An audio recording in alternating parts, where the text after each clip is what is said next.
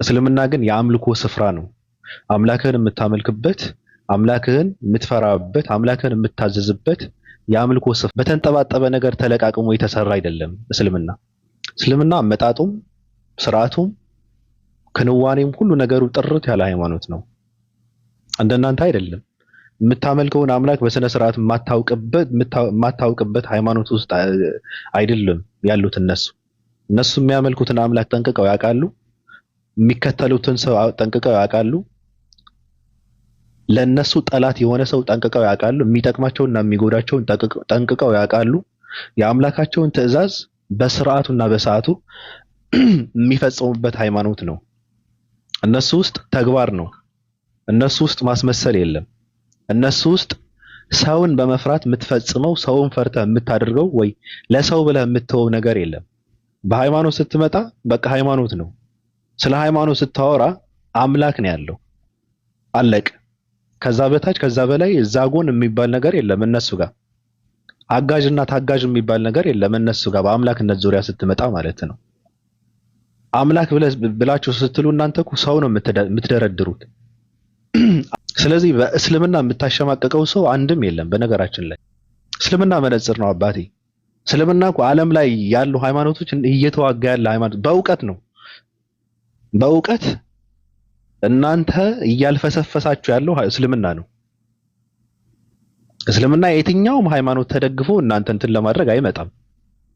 እናንተ አላችሁ እንጂ አይ ችግር የለውም የምንድነው የጠላቴ ጠላት ወዳጄ ነው ብላችሁ በሃይማኖት እኮ እንደዛ የሚባል አመለካከት እኮ የለም። የሆነ ሃይማኖት ላይ ሳትጠጉ የሆነ አካል ላይ ሳትጠጉ እስልምናን መንካት አትችሉም። ራሳችሁን ችላችሁ እስልምናን መንካት አትችሉም። የምትነኩት ሃይማኖት አይደለም። አይፈቅድልህማ። ጥርት ያለ ነገር ነው ያለው። መረጃውና ማስረጃው አመጣጡና አካሄዱ ጥንቅቅ ያለ ሃይማኖት ነው። እናንተ እንደምትዘባርቁት አይደለም። እናንተ እንደምታወሩት አይደለም። እናንተ እንደምትቀጥፉት አይደለም። እናንተ እንደምትሰሩት ድራማ አይደለም። እናንተ እንደምትሰሩት ፖለቲካ አይደለም። ለእስራኤላውያን በተሰጠ መጽሐፍ ውስጥ አምላክን እያመለክ ምን አገባ? ህጉም ስርዓቱም የእስራኤላውያን ነው። የተላከውም ለእስራኤላውያን ነው። ሁሉም አምላክነት ራሱ የሚፈተሸው በእስልምና ነው። በእስልምና ሃይማኖት ነው። ሃይማኖትነቱን እንትን የሚደረገው በእስልምና መነጽር ነው። ስለዚህ መጀመሪያ ራሳችሁን ሆናችሁ መቆም መቻል አለባችሁ። መጠየቅ አይቻልም። ስላሴ ምንድነው ብለህ ብትጠይቅ አይቻልም። እግዚአብሔር ወልድ የሚባል ነገር አለ? የለም። ፍጹም ሰው የሚባል ነገር አለ? የለም።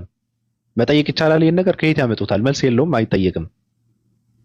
እነሱ የሚመልሱበት የራሳቸው የሆነ እንትናቸው አላቸው። ይሄ ዚግዛግ የሆነ እንትናቸው አላቸው። በራሳቸው የሚመልሱበት እንትን አለ። ስለዚህ መጠየቅ አይቻልም። የጠየቁ ብዙ ሰዎች አሉ። ማንንም ሰው ሲጠይቅ ያው 666 ነው የሚባለው። ማንንም ሰው ሲጠይቅ መናፍቅ ነው የሚባለው። ማንንም ሰው ሲጠይቅ ወይ ሐሳብ ሲሰጥ ሙስሊም ነው የሚባለው። ማንንም ሰው ሲጠይቅ ሰይጣን ተናወጠው ነው የሚባለው። እነሱ ውስጥ ያለው መንፈስ ቅዱስ ምን አይነት መንፈስ ቅዱስ እንደሆነ እኔ ግራ ነው የሚገባኝ። ሁሌ ውሸት እኮ ነው። መንፈስ ቅዱስ የሚባል ነገር ለአንተ የሚገልጽልህ ነገር የለም። የሚገለጥልህ በእውቀት ነው። የሚገለጥልህ በመረዳት ነው። የሚገለጥልህ በማስተንተን አይምሮህን በመጠቀም ነው እንጂ በመንፈስ ቅዱስማ ከሆነ መጽሐፉ ለምን አስፈልገ ነው? ለምን ተጻፈ? እንድናነበው አይደል እንዴ? አንብበን እንድንረዳ አይደል? ለምን አስፈለገ? መጽሐፉ ለምን አስፈለገ? ለምን ተጻፈ? መንፈስ ቅዱስ ከሆነ የሚገልጥልህ። መንፈስ ቅዱስ እየገለጠልህ ከሆነ የምትረዳው በቃ እስኪገልጥልህ ዝም ብለህ ትጠብቃለህ ማለት እኮ ነው። ስብከቱ ለምን አስፈለገ? መንፈስ ቅዱስ ከሆነ የሚገልጥልህ። እናንተ ውስጥ ለአምላክ ታዛዥነት የለም። እናንተ ውስጥ ራሱ አምላክ የለም። ሰው ነው እያመለካችሁ ያላችሁት። ለምንድን ነው ግን እንደዚህ ስሜታዊ አድርገው ብዙ እንድናገር የሚያደርጉኝ? እንዴት ነሽ? ወንጌል አያነቡም ስለ እንዳለ ነው። ወንጌል የማያነቡት እንዳለ እኔ በዘመኔ በቃ የወንጌል ድርቅ የወንጌል እጥረት ያለበት የእምነት ተቋም ያየሁት የቤተክርስቲያኗ በቂ መጽሐፍቶች አሉ። በነገር ላይ ብዙ ጊዜ እንደዚህ ስንናገር ቤተክርስቲያኗን የምንናገር ይመስላችሁ ሰዎች አሉ። ቤተክርስቲያኗ ውስጥ አይደለም ለእምነት ለምርምር የሚሆኑ መጽሐፍቶች አሉ። ቤተክርስቲያን የመጽሐፍ ችግር የለባትም እንደ ተቋም ነው ኦርቶዶክስ ቤተክርስቲያን ማለት ነው። ምእመኑ ግን የሚያስጠጣ የሚያሰክር ገባ ዝክር ችግር የለባትም። ሆዱ ምን ሞላበት ኢቭን ወጣቶች ራሱ ሲፈታ የሚታያቸው ሚዩት ማረጊ ይያዘረጋ ሚዩት አርጊልኝ ማሬ። ወጣቶች ራሱ ቲክቶክ ላይ የምታያቸው ቤተክርስቲያን ሲሄዱ የሚይዙት ወንጌል አይደለም ድርሳናት ነው የሚይዙት። እቺ በቀይ እንትን ደጎሰችው አለታ በዚህ ጠቅላላ ለምትወከነ ሲጋ እሷን ነው አድርገው የሚሄዱትና በቃ ማፊ ወንጌል በነገር ላይ በእርግጥ ቤተክርስቲያኗ ውስጥም የሚነበበው ወንጌል ነው። በቅዳሴ ሰዓት መጽሐፍ ቅዱስ ቢነበብ ከዘፍጥረት እስከ ዮሐንስ ራእይ ይጠቅማል። እኔ እንደዛ ብዬ አስባለሁ። ግን አባባሌ አንድ ሁለት ስንኝ በተነበበ ቁጥር እዛ መጽሐፍ ቅዱስ ነው የሚነበበው ብለው ከሚሳክሱ የጸሎት መጽሐፍ ነው የሚሄዱት እና ወንጌል ካላነበቡ እንዳልከው ወደፊት መቃጠሉ የማይቀር ነገር ነው። ምክንያቱም ወንጌል ስለማያነቡ ነው ለሌላ ሃይማኖት ራሱ ምላሽ ሲሰጡ እኔ ያስቁኛል። አንድ ቴሌግራም ላይ ያየሁትን ነገር ላንብብልህ። እሺ እኔ ደግሞ ውጋት የሆነ አንድ ስዕል እዚህ ጋር አስቀምጣለሁ። ቀጥይ ለነሱ በትልቁ አድርገኝማ ይታያል። እኛ ስለምና ነው የሚሳደቡት የገቢ ምንጭ ለማግኘት ነው። ስለ ክርስትና እውቀት የላቸውም ብለን ስንናገር በማስረጃ ነው እና እያየሁት ጎን ማውራት አልችልም። ላጥፋው ኢየሱስ የተወለደው ከሚስት ነው እያሉ ነው እና እባካችሁ ወንጌል አንብቡ። ወንጌል ይለውጣል። አንብቡ ፕሊስ። መለወጥ የምፈልጉ ሰዎች አንብቡ። ጠጅቱ ብሬ በቃ ማት ወንጌል እኔ አንዳንዴ በእውነት አይኑ በቃ ይሄ አልኮል ሲበዛ ጉበትን ብቻ አይደለም የሚነካው፣ በነገር ላይ የአእምሮ ክፍልህን የሚነካልና አእምሮ ተነክቷል ብዬ የማስበበት ደርሻለሁ። አሁን የሚጽፋቸው ነገሮች አሽሙር መናገሩ በቃ በስነ ጽሁፍ የሚችል ይመስለዋል፣ ንጽጽር የሚችል ይመስለዋል። ምንም ነገር ነው የማያውቀው ሰውዬው። ንጽጽር የሚችሉ ወንጌል የሚችሉና ቁርአንና ሐዲስ የሚችሉትን ሰዎች ያባረራቸዋል። ሲጀመር ቦታ እንዲይዝበትም አይፈልግም። ነገረ መለኮትንም ከ3 ቀን በፊት እንደዚህ ቡክት አድርጎት እኛ አምላካችን አይን አለው ብለን አናይም እና ሲባል ግብረ አካል ነው የምንለው አለ። ምን አካል? ግብረ አካል አካለ ግብር ነው የምንለው አለ። ስለዚህ እንደ እንቁላል ሆኖ ማየት ይችላል ማለት ነው። አሁን በምን አይን የለውም ነው ዋናው ፖይንቱ። አይን የለውም። ስለ ስላሴ ሲያስረዳ መንፈስ ቅዱስና አብ ይጠብቃሉ አለ። ወልድ ሞቶ ማለት ነው። ነገረ ድህነትን መማር አለበት፣ ነገረ መለኮትን መማር አለበት። ገበት ዶክትሪን መማር፣ ትሪኒቲ መማር አለበት። ጥምቀትን፣ ቁርባን፣ ንስሐ የሚባሉ ነገሮችን የቤተክርስቲያን ስርዓቶችን መማር አለበት። 5ቱ አዕማደ ምስጢራት እና 7ቱ የቤተክርስቲያን ምስጢራት ብለው የሚጠሯቸው እነሱ ካልተማረ ይሄ ሰውዬ እንኳን ሌላ ሰው ራሱን የማያድነው ራሱን ማዳን አይችልም። ገባክ? ከሚጽፋቸው ነገሮች ራሱ እኔ በቃ ስቄ ድክም ብሎኝ ለጓደኞቼ ልክ የላቸው። አሁንማ ትሬንድ አደረግነው እኮ እስኪ የሚያስቅ ነገር እዚህ ነኝ ምናምን ይሉኛል። ወስጄ ምናምን ነው የሚመጣው። ገብቶሃል?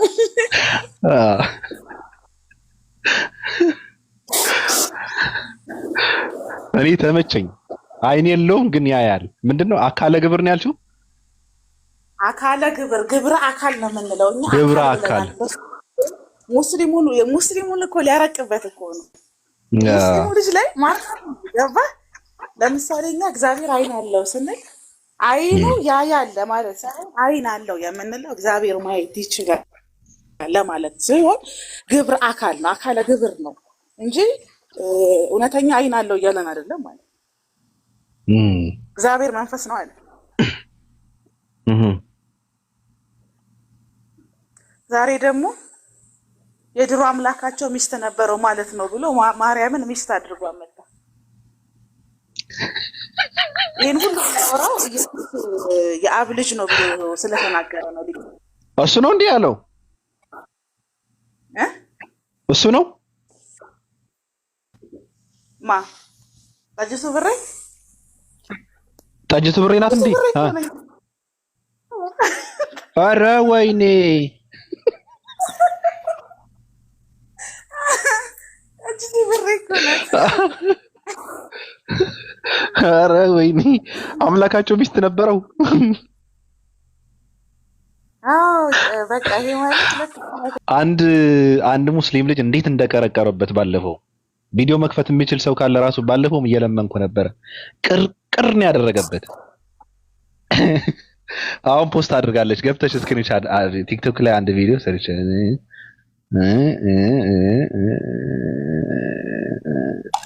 ልመና ነው እየለመነች ነው። ልመና ነው።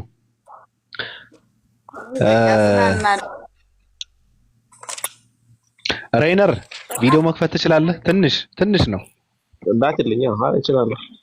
ኦኬ ልላክልህ። እንዴት አድርጎ እንደቀረቀረበት ልጁ ማውራት ስለማይችል ነው እንጂ በደንብ ነው የቀረቀረበትና ከሷ ለማምለጥ ያደረገው ነገር ምንድነው? ቆይ ልክልሃለሁ። እንቱ ጋር ነው ያለው። ድርሳናት ላይ ያለ ድርሳን አውጣልኝ ሲለው አይደለም እኛ ሲጀመር ድርሳኑን ለእንትን አንጠቀምም፣ ለንጽጽር ድርሳንን እንደመወያያ አንጠቀመውም። ኢቭን እኮ ታውቃለህ፣ ይሄ ንግግራቸው በቤተ ክህነት ውስጥ አስቆጥቷል። ድርሳንን እንደ መነጋገሪያ አንቆጠርም፣ ድርሳንና ገድላትን እንደ መነጻጸሪያ አንጠቀማቸውም ማለት ወንጌል ጥቅም የለውም ማለት ነው ተብሏል። ወደ ሚዲያ ያወጡ የስብሰባ ነገር ማለትም ወንጌልም እኮ ገድል ነው፣ ድርሳን ነው ሰው። ስለዚህ የቅዱሳን ታሪክ አለበት። ይሄ በሐዋርያ ስራ ልነጻጸርም እንደማለት ነው አሉ። ገባል ምልህ እና ዙሩ እየተረረ ነው። እኔ ከዚህ በፊት ተናግሬያለሁ። ኦርቶዶክስ መሆን ማለት አንዱን ጥሎ አንዱን አንጥሎ አይደለም። ኦርቶዶክስ ሆኖ ጸንቶ መቆየት የሚችል ሰው በኦርቶዶክስነቱ የማያፍር ቤተክርስቲያኗ የኔ ናቸው፣ ንብረቶቼ ናቸው፣ ማምንባቸው ናቸው ብላ የሰጠቻቸውን ጠብቆ መቆየት የሚችል ሰዎች አሉ። ከዛ ውጭ ያለው ሰው ተስፋ የለውም። ተሐድሶ ነው የሚሆነው። ቤተክርስቲያን ደግሞ አትለማመጥህም። እኔ ደስ ከሚለኝ ኦርቶዶክስ ቤተክርስቲያን አትለማመጥህም፣ አታመጥም። ልካቸውን እየነገረቻቸው ነበር። ሰሞኑ ያጥቁ አንሚዩት አድርጋ አሰማን እንዴት እንደቀረቀረበት ብቻ። አሁን ልጁ ለብቻውን ቢያገኘው ልጁ ራሱ ማለት ነው የሚያወራው ልጅ ራሱ ትንሽ እንትን ስላደረገው ነው እንጂ በቤቱ ባይሆን በጣም ነው እንትን ያደረገበት። ከፈተው እስኪ። እኔ ተመችቶኛል። አላቅም እናንተ እንዴት እንደምትረዱት አለ። በኢየሱስ ስም ብሎ አጋንንት የሚያወጣው ማን ነው? ምን ለማለት ነው? በኢየሱስ ስም ብሎ አጋንንት የሚያወጣው ማን ነው? ክርስቲያን ነው። በኢየሱስ ስም ብሎ የመሐመድን አስተምሮ ያመጣውን አላህ የሚባለውን አጋንንት አየው። እሺ እኔም በአንተ ስም አጋንንትን አላወጣንም ወይ ትሉኛላችሁ? ያኔም እናንተ ካፊሮች ከኔ ራቁ ብዬ መሰክርባችኋለሁ ይላችኋል። እንግዲህ በኢየሱስ ስም አየው አቋርጠው ሙስሊም ማውጣበት ምክንያት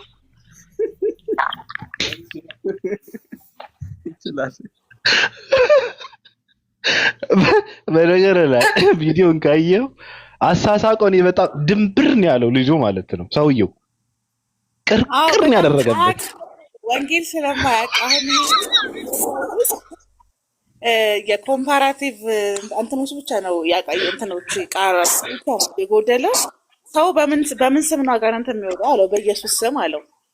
ስለዚህ በስምህ አጋንንት አላወጣንም ምን ወጋን አልፈወስንም ምን ይላሉ። እኔ ግን አላውቃቸውም እላለሁ ሲለው አላለም። በኢየሱስ ስም አጋንንት የሚያወጣው ማን ነው ሲለው ክርስቲያን ነው አለ። ክርስቲያን ነው የሙሐመድን አስተምሮ ምንትን የሚያደርገው አለ። በኢየሱስ ስም ብሎ ማለት ነው። ስለዚህ እንዲህ ይላቸዋል ብሎ ሲለው አየሽ እንዴት ምናምን ብሎ ደነገጠ ማለት ነው። በምክንያት እስልምና መሳደብ ከዚህ በፊት እንዳልኩ ስራው ስለሆነ ነው። ስራው ነው። ሰው በተመረቀበት ከሚሰራ ተሳድቦ ቁጭ ብሎ እንደዚህ ቢበላ ይሻለዋል። ምርጫው ነው። ሰው የመረጠው ነው የሚኖረው። ግን አይደለም ሙስሊሞችን ወደ ክርስትና ሊያመጣ ራሱ አልዳንም። እኔ የሚያሳስበኝ ይሄ ነው። ይሄ ልጅ አልዳንም። ያ ትንሹ ወንጌል በደንብ ያውቃል። ግን እሱን ራሱ ግራ እያጋባው ነው። ገባክ? ለምሳሌ ማለት ነው የሁለቱ ልዩነት ልንገርክ።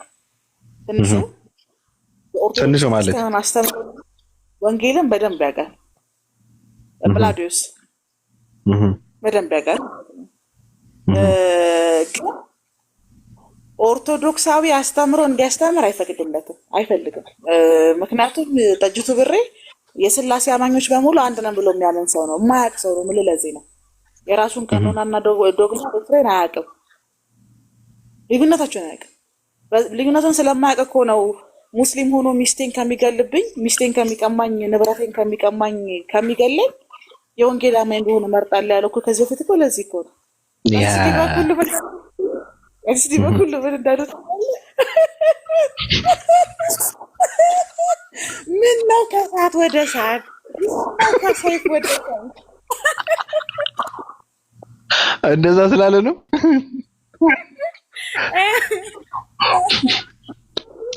ሶስት ቀን ማለት ነው ወሩት ቀን ስትቀበሉ በስርዓት በውስጥ ሄደው ኮንፈረንስ አድርገዋል። ይሄ ነገር ወደ ሄደ ነው እኛ ልጁን አሳልፈን ለጠላት አንሰጥም ብለን ብንጠብቀው ጭራሽ እየሰበሰበ የመናፍቅ ዋሻ ውስጥ የከታቸዋል። ይሄ ከማን ወገን ነው አሉ ብታይ። ከዛ የአፈቀላጤው ችግር የለውም አሁን ለጠላት ደስ አይበለው፣ አሳልፈን አንስጠው፣ በሂደት እናስተካክሏለን፣ ተውት ቀሲስዬ ተብሎ ነው የተውት። ደንግጠው ፌንት ያደረጉ እንትን በማለቱ ራስም ነው መሰለኝ። በምን ዙሪያ ነው? በስላሴ ዙሪያ ነው አይደል? ፕሮቴስታንቶችን ጠይቁ ያለበትን ቪዲዮ ነበር ሰምቼ ነበረ። አዎ እሱ የእሱ ቀን ደግሞ የሚገርመው በቦታ ነበርኩኝና ሚዩት አደረገኝ፣ ሜንሽን አድርጌው። የዛን ቀን ደግሞ ጥያቄ ጠየቁት። ጥያቄውን ስለማያውቀው መመለስ በዚህ ዙሪያ ላይ የሚሰሩ ፕሮቴስታንቶች አሉ፣ ፕሮቴስታንት ላይ የሚሰሩ እነሱን ሂድና አናግሯቸው። ያው እኔን አጠይቁኝ ነው፣ እኔን እስልምና የሚሰደብ ሲሆን ብቻ ጠይቁኝ ነው። ብዙ ሰዎች አሻሚ ሆነባቸው ሀሳቡ። አንዳንዶች ማለት የፈለገው እነ ጋዲሳን ነው እነ ልደተ ቃልን ነው። ፕሮቴስታንት ላይ የሚሰሩ ማለት ኦርቶዶክስ ክርስቲያን ሆኖ ለፕሮቴስታንቶች ምላሽ የሚሰጡ ሰዎች አሉ። እነሱ ጋር ሄዳችሁ ጠይቁ ነው ያለው። እኔ ደግሞ ነው አልኩ። ለምን እሱ በስላሴ አማኝ ነው የሚያምነው። ክርስቲያና ጥያቄ ካቶሊክን ቢመልሰው ፕሮቴስታንትን ቢመልሰው ኦርቶዶክስ ችግር የለበትም ሰውየው። አባባሌ ገብቷል እምልህ። የስላሴ አማኝ በሙሉ አንድ ነው ብሎ የሚያምን ሰው ስለሆነ በክርስቶስ ክርስቲያን ከሆኑ አንድ ነን ብለን ስለሚያምን ልዩነት የለውም በሱ እና የገዛ ወገኖቹ ግራ የተጋቡት ያኔ እንደዚህ አድርጓቸው ነው። መመለስ አይችልም። አንድ ቀን ሆናት ሃናን የኛ ዜና ክፍላችን ማለት ነው። አዎ አንድ ሰው ወፈፍ አድርጓን ነበረ። አዎ ገባ፣ ሰምቼዋለሁ ጥያቄው። አዎ ቤቷ ገባን። ለስላሴ እስልምና ሊሳደብ ነው የገባው፣ በቃ በሙሉ ትጥቅ ማለት ነው። እዛ ስላሴ ረመረን እስቲ አለችው። ክላስ አለ ይልወጣ ነው። እንዴት እንደሚሮጥ ስላሴ ሲነሳ እንዴት እንደሚሮጥ ልነግርህ አልችልም። አንድ ቀን እልህ ይዞት አማራጭ አርቶ ቢመልስ አብና መንፈስ ቅዱስ ይጠብቃሉ አለ ወልድ። ስለ ስላሴ ቢሞት ምንም የሚያውቀው ነገር የለም። ስለ ምንድን ነው በዚህ ጉዳይ ራሱ በምንድን ነው ልጁ ሲጠይቀው መጨረሻ ላይ አውርደው ቪዲዮ በነገራችን ላይ መመለስ ምንድን ነው ያደረገው? ሙሐመድ ግን ቁርአን ሲቀራ እንኳን አጋንንት እንትን ሊያደርጉ ይቀርና እንትን ብለው ከበውት ነበረ አለ። ያልገባው ነገር ምንድን ነው? በእስልምና አጋንንት ሙስሊም አሉ የሚል አስተምሮ ነው ያልገባው። ገብቶሻል? አምልኮ የሚፈጽሙ ቁርአንን በስነ ስርዓት የሚያነቡ የሚያዳምጡ በቁርአን የሚማረኩ አጋንንት አሉ የሚለውን አስተምሮ እንትን አላደረገው እና ሙሐመድን ቁርአን ሲያነብ በጣም ከበውት ሲያዳምጡት ነበረ ብሎ ነው ራሱን እንትን ያደረገው ማለት ነው። መሀይም ነው፣ ምንም አይገባው። እኔ በጣም ስጋት የሚሆንብኝ ምንድነው መሰለህ፣ ሌሎች እንዳይሰሩ እንቅፋት ሆኖባቸዋል።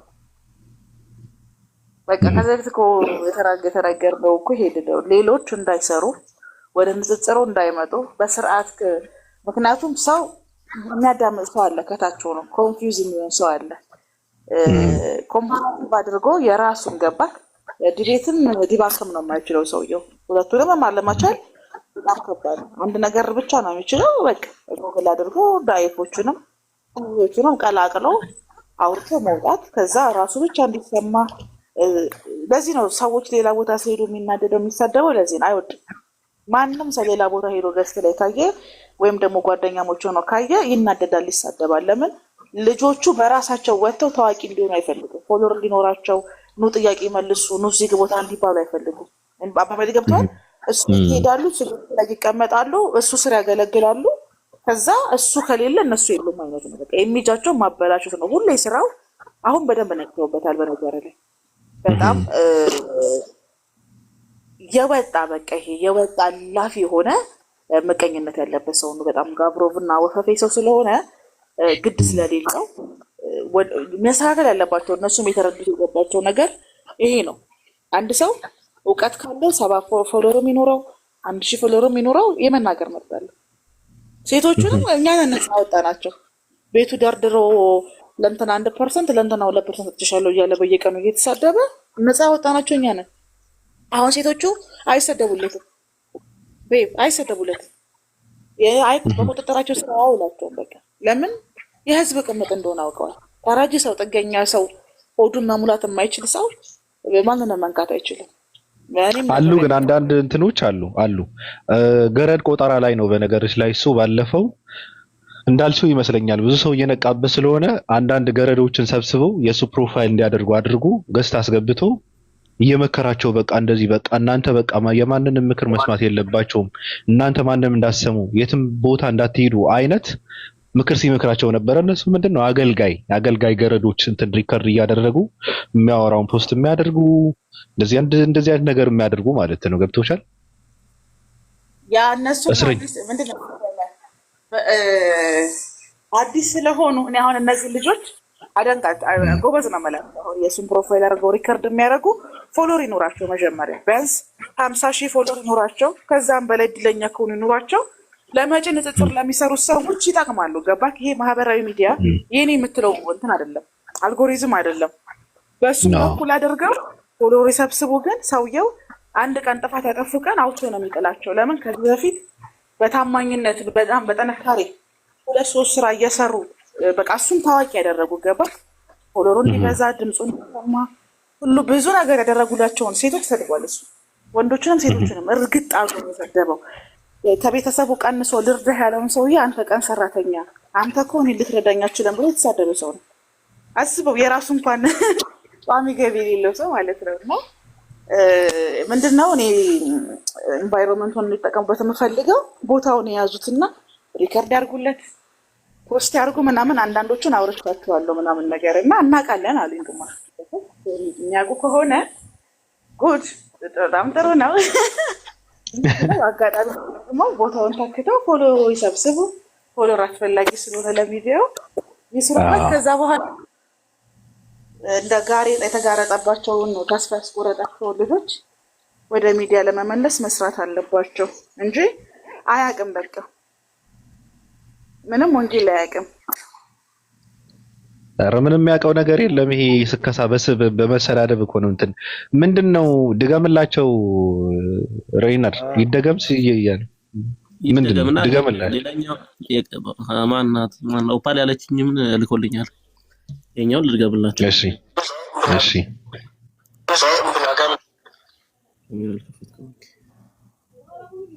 ተበላኩ።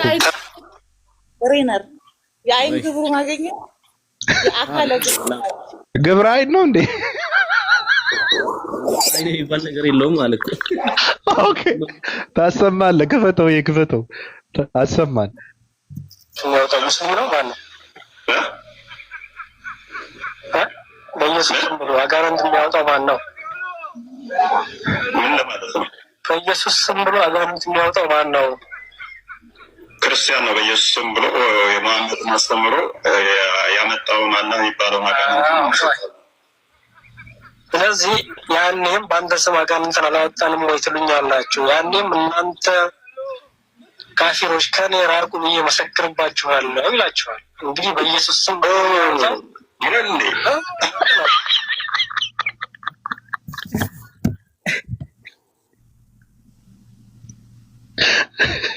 ግድንግድ እንትን የከተተበት ነገራችን ላይ ትልቅ የሚባል ነገር ነው። ቅርቅ ቅር አደረገበት። ልጅ በጣም አደገኛ ልጅ ነው ልጁ። ሁለተኛውን ክፈተው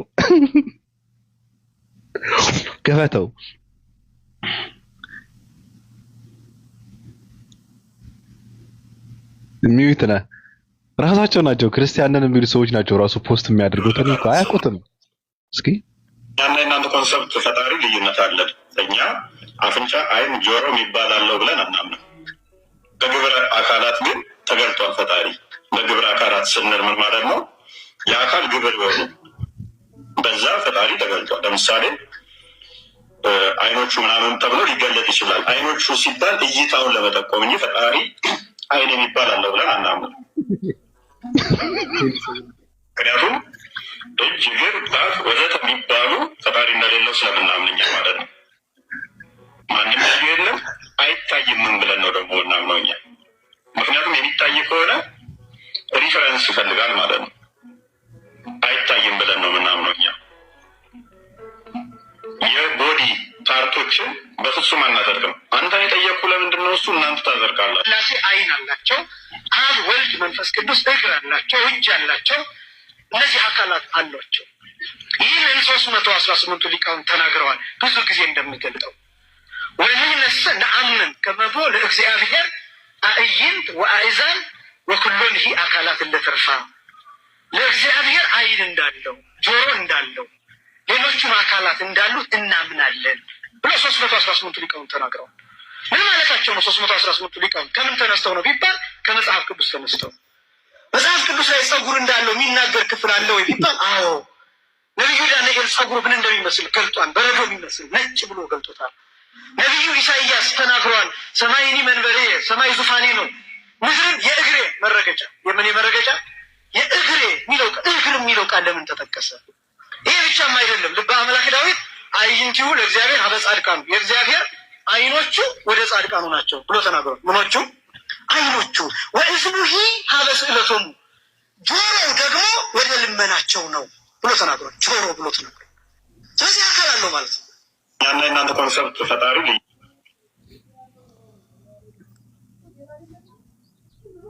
በየትኛው ጎዳና ላይ ነው እየተጓዘ ያለው ይሄ ሰው? ይሄ ሰውዬ አልኩህ እኮ ይሄ ሰውዬ ስራ ነው የያዘው። ስራ ነው በቃ ስራ ነው የሚሰራው። ገባ ሽቀላ ስለ መድን አልዳነም። እሱ ራሱ አልዳነም። አሁን እኮ እኔ የሁል ጊዜ ጥያቄ ለዚህ ነው ኦርቶዶክስ ክርስቲያኖች፣ ማህበራዊ ሚዲያ ላይ ያሉ ኦርቶዶክስ ክርስቲያኖች ክርስትናውን የሚያውቅ እስልምና ላይ እውቀት ያለውን ሰው ማምጣት አለባቸው ወደ ሚዲያ። እነሱም እንዳይመጡ ነው ሁል ጊዜ እዛ ቤት የሚሄዱ ሰዎችን ይሳደባል አልኩ። ክርስቲያን ወንድም እህቶቻቸው ሆነው እስልምና ምላሽ የሚሰጡ በጣም ጎበዝ ልጆች አሉ። ትንንሽ ፎሎወር አላቸው። ፎሎወራቸው ወይ 7,000 ወይ 5,000 ወይ 3,000 ምናምን በጣም የሚያስደነግጠው። በጣም ብዙ ፎሎወር አላቸው ካልክ 30,000 አይሞላም። እዛ ቦታ ላይ እነዛ ልጆች ደግሞ ክርስቲያናዊ እውቀት ስላላቸው የወንጌል እውቀት ስላላቸው ሙስሊሞችን ለሚያነሳቸው ጥያቄ ገብተው ምላሽ ይሰጣሉ። እነሱን ተከትለው የእሱ ፎሎወሮች ከሄዱ ያብዳል ነው የምልህ። ቤቱን ከፍቶ 3 ቀን ነው የሚሄድባቸው። ይሳደባል፣ ይመርጣል። ገባህ? ምክንያቱም ሁሉም ነገር በሱ ነው የተነሱ ጥያቄዎችም ሀሳቦችም መልሶችም እሱ ቤትና በሱ ፈቃድ እንዲጠናቀቅ ወይም ደግሞ እሱ ገስት ይገባል የሆነ ቦታ። ለምሳሌ ያየሁትን ልንገርህ። የሆኑ ሰዎች ሰብሰብ ይሉና እንደ ቀልድ ቤት ከፍተው ምናምን ነገር ያወራሉ። ከዛ ወደ ንጽጽር ይቀይሩታል። እና የሆነ የወንጌልም የእስልምና እውቀት ያለው ሰው ከገባ ከየት መጣ ስትል ሮጦ መቶ ገስት ላይ ታገኘዋለህ። የሰውየውን እንትን ለማደብዘዝ ማለት ነው። ገባት? አሁን ልጁ ብቻ ነው የሚያወራው። ይሄ ልጅ ለካ ወንጌል ያውቃል፣ ይሄ ልጅ ለካ እስልምና ያውቃል ብለህ ሪከመንድ ልታደርገው ነው። የሆነ ቦታ ልትፈልገው ነው። ያለች ልክ ልጁ እንዳይሰማ ከፈለገው ይመጣና ድብልቅልቅ አድርጎ ተሳድቦ የልጁን ድምፅ ውጦት ሞዴሬተር ተቀብሎ ምናምን ሁሉም ሰው የእሱ ተከታዮች ፎከሳቸው ስለሆናል ያኛው ልጅ ይወጣል ማለት ነው። ገስተለቁ ፍርሃት አለበት። የእሱን ቦታ የሚተካ ሰው ከመጣ ጥቅም ይጎልብኛል የሚል ፍርሃት ስላለበት ተከታዮችን በጣም ነው የሚጎዳው። ተከታዮቹ ሞራላቸውን በጣም ነው የሚሰብረው። ሴቶችን የሚሳደባል፣ ወንዶችን የሚሳደባል። የእሱን ፕሮፋይል ያደረጉ ሰዎች የእሱን ሪከርድ መልቀቅ ያለባቸው። እሱ ቤት ታብታብ ነው ማድረግ ያለባቸው። እሱ ሲፈልግ ነው ምላሽ መስጠት ያለበት። ይሄ የሚያሳይ ቢዝነስ ነው። ልክ ነጋዴዎች እንደሚቀናኑት ራሱ ይቀናልና ለጽድቅ ብለው ደግሞ አሉ እውቀቱ ስላላቸው ክርስትናቸውን መልሰው በደንብ የሚያውቁ ማለት ነው። ለምንና ላይ የተነሱ ጥያቄዎችንም ኮምፓራቲቭ አድርገው ይወጣሉ። አቅሙ አላቸው ዲቤትን ዲባን ማድረግ ማለት ነው። ጀለስ ግን አንድ አቅም ነው ያለው። እሱም ተሳድቦ ዘባርቆ ቤቱ ነው። ሌላም ቦታ ገስት ከሄደ ሌላ ሰው አያወራም። ኢቭን ሚዩታቸውን አንስተው ካወሩ ላውራበት ሚዩት አድርጎ ካልሆነ ልውጣ ነው የሚሉ ጸጥ ነው የሚሉ ቢሳሳትም ተሳስታለሁ የሚል ለብዳ እንደዚህ ስለሆነ ይሄ ሰውዬ እንዲድን እንፈልጋለን። እኛ መዳን አለበት። ነገረ ድህነትን አስተምሩልን እባካችሁ፣ ነገረ መለኮትን አስተምሩልን። ከምንም በላይ ደግሞ የኢየሱስን የአዲስ ኪዳን ባህሪያቶች አያውቅም። አሁን ኢየሱስ ሲያይበት የነበረው አይን የምን አይን ነው የሚባለው? አይን የለው ግብር ከሶስት አምላክ አንዱ አምላክ የተባለለት ኢየሱስ 33 ዓመት ያየበት አይን የግብር አይን ነው የሚባለው። የምር ይልኩ ይስቃል። ሴቶቹ ይሆኑታል ነው የምልህ።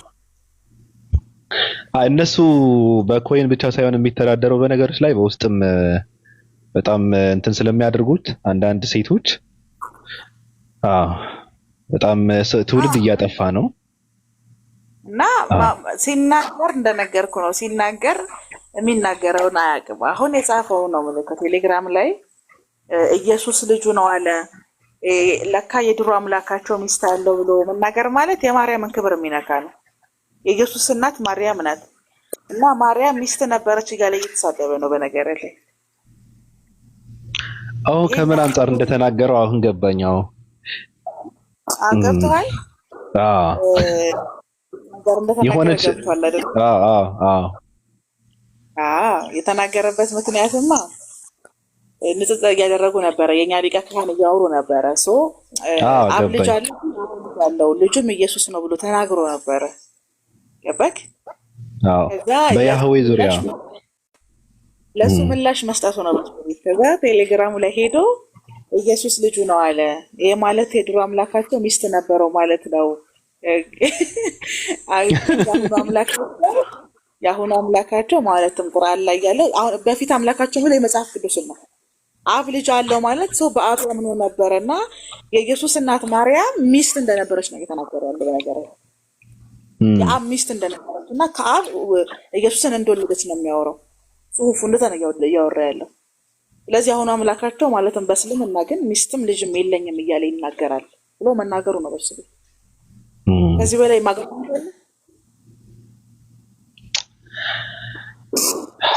ግን የኦርቶዶክስ አስተማሪዎችን ለነሱ መልስ እየሰጠ አንድ ሰው በዚህ ልክ እንትን መልስ ቢሰጥ ከሆነ ቢሆን ኑሮ ቆሞ አይሄዱም እኮ በነገርሽ ላይ አይደል? አሁን ሙስሊሞች የኦርቶዶክስ ቤተክርስቲያን አስተማሪዎችን ለነሱ መልስ በመስጠት እነሱ በሚያስተምሩት እንትን እያደረጉ መልስ እየሰጡ እንትን ስብከት ቢሰብኩ እሱ እንደሚያደርገው ማለት ነው እንዴ? ምንም ቀና ብለው የሚሄዱበት እንትን የለም ማለት እኮ ነው። በድርሳና በገድላት እኮ ነው ሰውን ያጀዘቡ። እንዴት አድርገህ ይሄዳል? የማርያምን ሚስት ነው እያልክ እየጠራ እንግዲህ ኢየሱስ የአብ ልጅ ነው ብለህ ተናግረህ ሚስት ነበረው እኮ ካልክ አብ ከማርያም ነው የወለደው ማርያም የአብ ሚስት ናት እያልክ እያወራህ እኮ ነው። እንዴት ነው ከእንደዚህ አይነት ሰው ጋር የምትነመተል? ይሄ ሰውዬ አያውቅም ብለን ስንናገር እኮ በማስረጃ ነው። ከራሱ ሀሳብ ተነስተን እኮ ነው። ማፌዙ ነው ደግሞ የሚሱቅ ኢሞጅ ምናምን ይጠቀማል።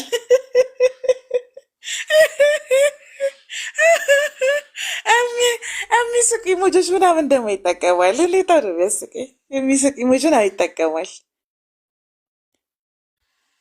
ውሸት ላይ የተገነባው ግንብ ከኛ ነው የወሰደው እሱ። የሆነ ሰዓት ላይ ውሸት ላይ የሚገነባው አሸዋ ላይ የሚገነባው ተረት ላይ የሚገነባው ምናምን ብለን ስንደጋግም ነበር። አንድም ኢጃብ አድርገው ፖለቲካ ይሰራሉ የሚለውን ወስዶታል ራሱ። አሁን እንዴት ነው እኛ ስንል የነበረው ክርስቲያን ሴቶች አረብ ሀገር ላይ ያሉ ክርስቲያን ሴቶች እዛ ሀገር ሲሄዱ የሚለብሱት ኢጃብ አለ አይደል? እንደ ሀገሩ ህግ አይደል? እሱን ለብሰው ቪዲዮ ይሰራሉ። ስናውልቀው ደግሞ መስቀላቸውን አንጠልጥለው ቪዲዮ ይሰሩና ከጨለማ ወደ ብርሃን እያሉ ቪዲዮ እንትን ፖለቲካ ይሰራሉ ብለን ስንል ሙስሊሞች እንደዛ ያደርጋሉ ብላ መጣው። አሁን እንዴት ነው ሙስሊሞች እንደዛ አድርገው ፖለቲካ ሊሰሩ የሚችለው? እንዴት ሙስሊም ሴት በሂጃብ ፖለቲካ ትሰራለች? ሙስሊም ሴቶች ሂጃብ እየለበሱ ፖለቲካ ይሰራሉ ብሎ እንትን አደረገ። እኔ በጣም ነው የመጨረሻ የወደቀ የገማ ሰው እንደሆነ የተረዳሁት በዛ ነው። ገብቶሻል? ለካ ከታች ቁጭ ብሎ ያዳምጣል ነው አረጋል አለንና ግሩፕ አለን። በቃ በጣም ምዝናና። አሁን እኔ በቴሌግራም ላይ የሁሉንም የቴሌግራም ፔጅ በቀን አንድ ጊዜ ቼክ አደርጋለሁ። መጀመሪያ መገባው አኬ ጋ ነው። እኔ አኬ መምህሬ ነው። እዚህ ቤት አኬን ክፉ ደግ እንዳትነጋገሩብኝ። በቃ አንጠሌ ነው የሚሆነው። እንቁራሪቱን ነው አኬ ፔጅ ላይ እንቁሬው ነው ያንጉርህ አባቴ አምላክ ግጥምህን ይዘህ ከየቴ ትወጣታለህ? የፍቅር ግጥምህን ይዘህ ከየቴ ትወጣታለህ? አካልዬን እኔ ፊት መናገር አይቻልም። አካልዋን እንዳትናገር እና እሱ ፔጅ እገባለሁ። ከዛ ዋሂድ ቤት እገባለሁ። ከዛ ሳላህ እገባለሁ። ከዛ ዲያቆናቱ ጋር እንደዚህ እገባለሁ። የፕሮቴስታንቶች አንድ አራት ገብቼ መጨረሻ ላይ ደግሞ የጠጁት ብሬ እንገባና የጠጁት ብሬ ነው የምገባው ዋትሳፕ ግሩፕ ላይ ለመላክ ነው። በቃ ይጠብቁኛል በስርዓት። አውሮፓ ዛሬ ምንም የለም እንዲልኛል። እዚህ ቲክታክ ላይ ያሉት ዋትሳፕ ላይ ያሉት እና እሺ ገብቼ ፈልጌ ልምጣ እላቸዋለሁ። ደግሞ አገኛለሁ። የሚገርም ነገር ገብቼ ፈልግ ሰረግ ምክንያቱም የምትማርበት ነገር አለን ፖስት የሚያደርገው እሱ። አሁን የኡስታዝ ወሂድ የቴሌግራም ፔጅ ላይብራሪ ነው የሚመስለው ፍቅርዬ። ውይ በጣም ከባድ ነው። አየዋለሁ እኮ ማይ ጋድ በጣም ነው የሚደንቀኝ። በቃ አርጎ ወደ ላይ አንብበህ ምናምን ብላ መጨረሳቸው አይደሉም እና ቮይስ በየማሉ ያስቀምጡ ምናምን በቃ በጣም ነው ደስ የሚለው። በጣም ጎበዝ የነገረ ድህነት ምናምን ነገር ስለ ጥምቀት፣ ስለ ንስሐ፣ ስለ ቁርባ ምናምን ደግሞ የሚያስተምሩ ሌሎች ደግሞ ኦርቶዶክስ ልጆች አሉ ቴሌግራም ቻናል ያላቸው የወንጌል አማኞችም እንደዛ። ከዛ መጨረሻ ላይ ፈን የማያደርገው ይሄ እንደ ኮፊ ታይም እሱ ፔጅ ላይ ገብቼ ነው ስቄ ተዝናንቼ ምናምን ግሩፕ ላይ ልኬ ምናምን ነው የምመጣው እና በጣም ነው የምዝናናው። እኔ ይበል የሚያሰኝ ነው ትላለክ። ማርያም ያሳዝናል ብሎ ከመጥራት በላይ መህይምናት። አሁን ከባዱ ነገር ኢየሱስ ሰው ብቻ ነው ብሎ አያምኑም አይደለ? ፍጹም ሰው ፍጹም አምላክ ብሎ ነው የሚያስተምሩት። እንደዛ ነው አስተምራቸው። ከሶስቱ አምላክ አንዱ አምላክ ብለው ነው የሚጠሩት። አንዱ አካል አምላክ ነው፣ መንፈስ ቅዱስም አምላክ ነው፣ ወልድም አምላክ ነው። ከሶስቱ አምላክ አንዱ አምላክ ተብሎ 33 ዓመት ሲኖር የነበረው እጅግር ምንድን ነው የሚባለው? ራሱ ነው እንጂ ሶስት አምላክ የሚባል ራሱም የለም እኮ። ራሱ አምላክ አንዱ አካል የአንድ ምንድነው የሥላሴ አንዱ አካል የአንዱ አምላክ አንዱ አካል እሱ ነው የሚልክ የግብር አይን። አሁን ምንድነው የኢየሱስን አይንና እጅ ጠይቀው ክርስቲያኖች። አይነ ግብር ምንድነው? ኢየሱስ የፈወሰበትን እጅ የተናገረበትን አፍ ያየበትን እነዛ ደዌያንን የሚፈውሱ የኢየሱስን የተዋቡ ሩህሩህ አይኖች ምን ብለን ነው የምንጠራቸው? በሱ አስተምሮ ኢየሱስ አምላክ አይደለም እያለ እኮ ነው። በነገርሽ ላይ አምላክ አይታየም። አይን ስለነበረው አምላክ አይደለም። አይኑ ምን ያደርጋል? እንቁላል አደረገው እኮ ታውቃለህ። አምላካቸው እንቁላል ለዛው ማይታይ እንቁላል ምንም ነገር የለውም፣ ግን ያያል። እንቁላሉ ራሱ አይታይም፣ በፊዚካል ደረጃ አታየውም። ጎዝ እንቁላል ትጉራ እንቁላል በጣም ግራ ገባኝ።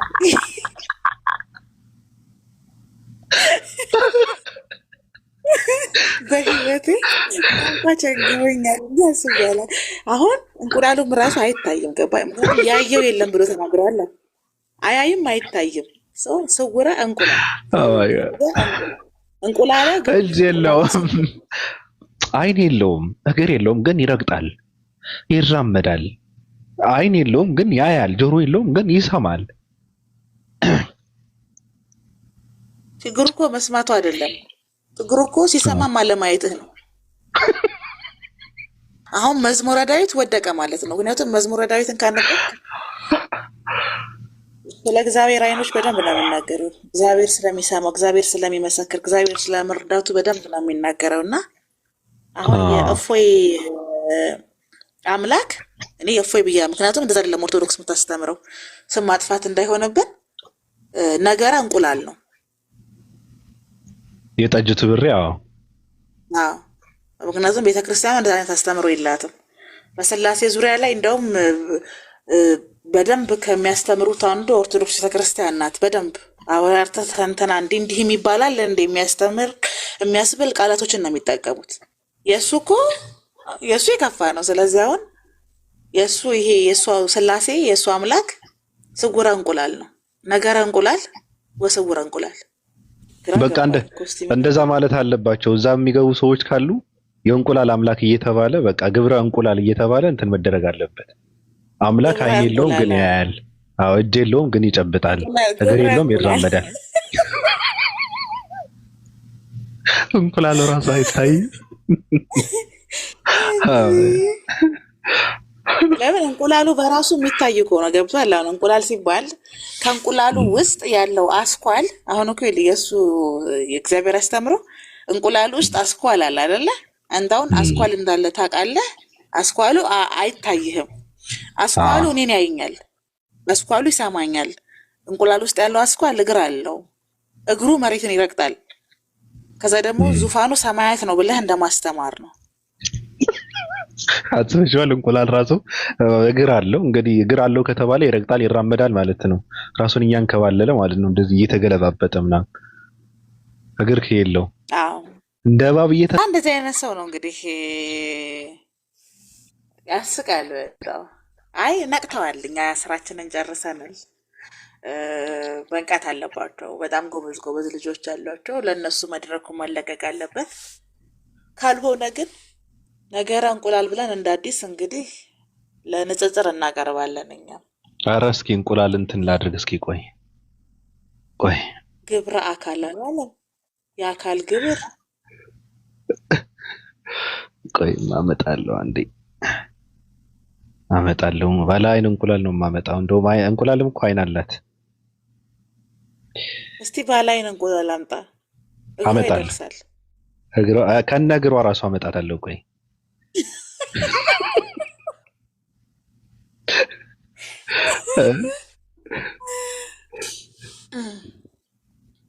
ያቺ ጠፋቸው ፓ ተስፋ ቆረጠቻ። እሷ እኮ ታውቃለህ አገር ቤት ገባሁ ብትል ግማሽ ቪዲዮ ብትለቅ ከወገብ በታች ብትለቅ ከወገብ በላይ ብትለቅ ሙስሊሞቹ ሲረሷት ሙሉ በሙሉ መጣች እኮ። ማነች እሷ? የጠጅቱ ብሬ ፈንገሷ ናት። ፈንገሷ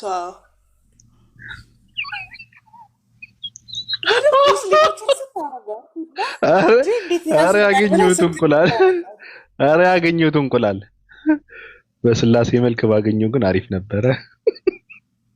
እንኳን ምሳሌ ራሱ አያስፈልገውም እኮ ለሌለ ነገር ጋይስ፣ አባባል ገብቷችኋል? ለሌለ ነገር ምሳሌ እኮ አያስፈልገውም። እግዚአብሔር አይን የለውም ብሎ የሚያምን ሰው ከሆነ ይሄ የእግዚአብሔር የአይን ምሳሌ ነው ብሎ ራሱ ምሳሌ መስጠት አግባብ አይደለም። ለምሳሌ ልንገርህ፣ አንተ እኔ አላቅህም፣ ኦብቪየስሊ ሰው ነህ።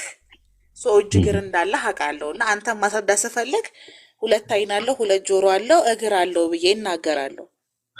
ያ አንተ ሳትሆን አንተን ማብራራት የሚችል ምስል ነው ማለት ነው። ገባህ አባባሌ? ሰው መጠኑ ይዘቱ ሊለያይ ይችላል፣ ግን በእርግጠኛ ነኝ አሁን የስላሴ ፒክቸር እጅ አላቸው እግር አላቸው አይን አላቸው ፂምም አላቸው። አባባሌ ገብቷል? ስለዚህ እግር ከሌላቸው ፂም ከሌላቸው አይን ከሌላቸው ምስሉ ራሱ አስፈላጊ የሌለ ነገር ላይ ነው ምስል እየሰጡ ያሉት። ምን ያደርጋል? አይ አይን አለው ግን እንደዚህ አይነት አይን አይደለም ከሆነ ምን አይነት አይን ነው ነው ጥያቄያችን። አይን የለውም ከተባለ ግን አይን የሌለው ነገር ላይ የአይን ምሳሌ መስጠት ራሱ አስፈላጊ አይደለም እኮ። እሱ እኮ እንደዛ ነው ያለው። እግዚአብሔር ያያል እንላለን እንጂ አይን የለውም።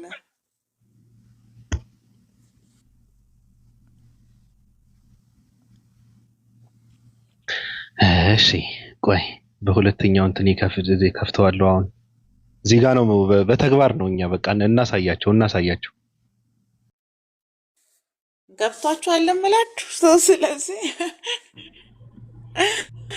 እኛ የህዝብ ቅምጥ እያለን ስንጠራቸው በምክንያት ነው። በቃ ይሄ የእፎይ አምላክ ነው።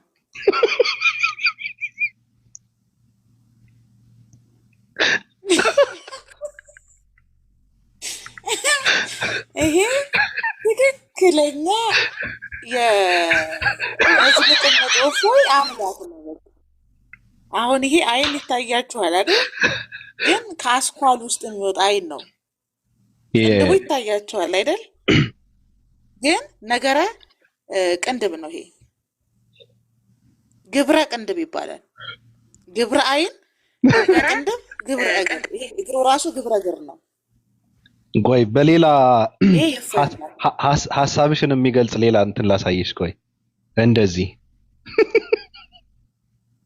ቆይ በቃ አየሽው? ይሄ ነው ትክክለኛ የእፎይ አምላክ። ግብረ አካል ያለው በቃ ይሄ ነው። እጅ አለው። ምንድን ነው መያዝ ይችላል፣ መጨበጥ ይችላል። እጅ የለውም። ማየት ይችላል፣ አይን የለውም። መስማት ይችላል፣ ጆሮ የለውም። የእፎይ አምላክ ይሄ ነው። በቃ ግብረ አካል፣ ግብረ እንቁላል፣ ዘመን ከባለል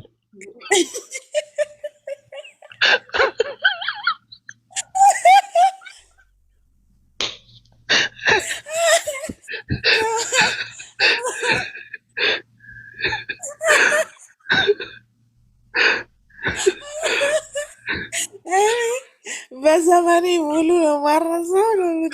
ደግሞ ኮስተር ነው የሚያወራው። መሀይም እኮ አይነው ትልቅ ነው ያለው መውጣት ነው። በቃ ይሄ ትክክለኛ ይሄ የኦርቶዶክስ አስተምሮ አይደለም። በነገራቸው የኦርቶዶክስ እንደዛ ተስተምሮ ስለሌላት ይሄ ብቸኛው የህዝብ ቅምጥ እፎይ አምላክ ነው። ምክንያቱም የኛ አምላክ ብሎ ነው ለሙስሊሙ ሲናገር የነበረው። ግብረ አካል ነው ያለው።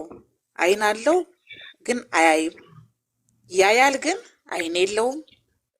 አይን አለው እንላለን ግን አይን የለውም እያለ ያስተማረው እሱ ስለሆነ ይሄ አምላክ የእፎይ አምላክ ተደርጎ 595 ሰው ባለበት ተሾሟል። ምክንያቱም እኛ ይሄንን አምላክ ፈልገን ያገኘንበት ምክንያት እግዚአብሔር አካል የለውም። የእግዚአብሔር አይን አይደለም። እኛ ለምሳሌ አለ ነገር አካል ብለን ነው የምንጠቀመው። ኖ ነገር አካል አይደለም፣ ግብረ አካል ብለን ነው የምንጠቀመው። አካለ ግብር አለው ብለን ነው የምናምነው ብሏል። ስለዚህ ይሄ አካለ ግብር የተባለ እንቁላል ነው።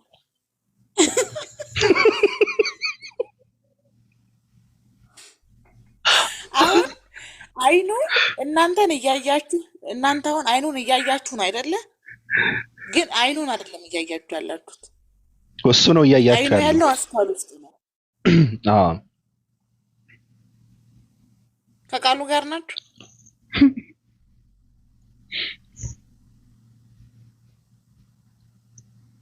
የለም እኮ ሰውየው ለሁላችንም ሰውየው የለም። እዚህ ፒክቸሩ ስር በነገርህ ላይ ነገር አካል ግብረ አካል ብለን እንጽፍበታለን።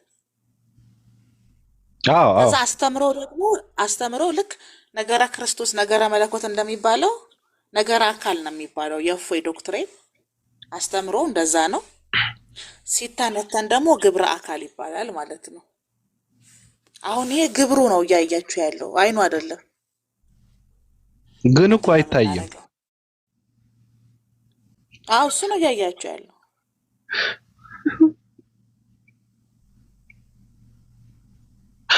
ግብረ አካል ኦኬ። የታለው ሁለተኛው?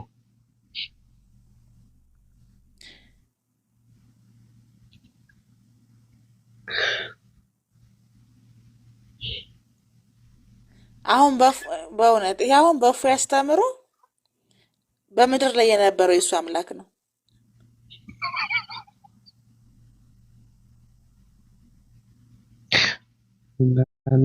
ሰላምን ሰበከ የሚለው አምላክ ነው። እነዚህ እንዳለ የእፎይ አምላኮች ናቸው። የግብረ አካል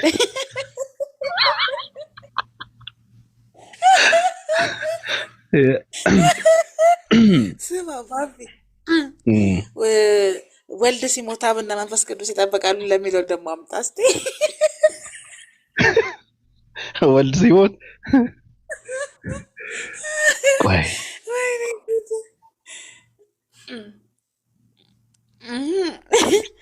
እዚህ ፒክቸር ስር ማለት ነው በቃ ሁላችሁ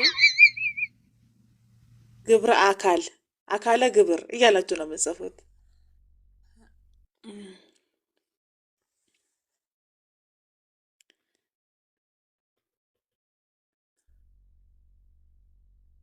ይሄ ይሻላል። ሙሉ ነው አይደለ? እግርም ስላለው አዎ እግር አለው እጅ አለው ሁሉም አለው። ይሄ ነው የተሟላ።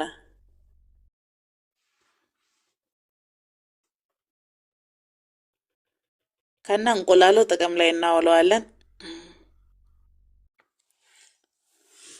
ልፈልግ እስኪ አብና መንፈስ ቅዱስ የሚጠብቁበትን